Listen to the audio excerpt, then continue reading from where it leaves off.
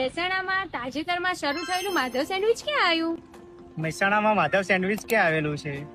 મિત્રો, મહેસાણાના બધા જ લોકો શોધી રહ્યા છે આ માધવ સેન્ડવિચ ક્યાં છે. તો આ માધવ સેન્ડવિચમાં એવું તે શું ખાસ છે એ જાણવા માટે આજે તો હું જ પહોંચી ગઈ હતી આપણા મહેસાણામાં શરૂ થયેલા માધવ સેન્ડવિચમાં. માધવ સેન્ડવિચમાં ટોટલ 51 કરતા પણ વધારે વાનગીઓ સાથેનું મેનુ અવેલેબલ છે.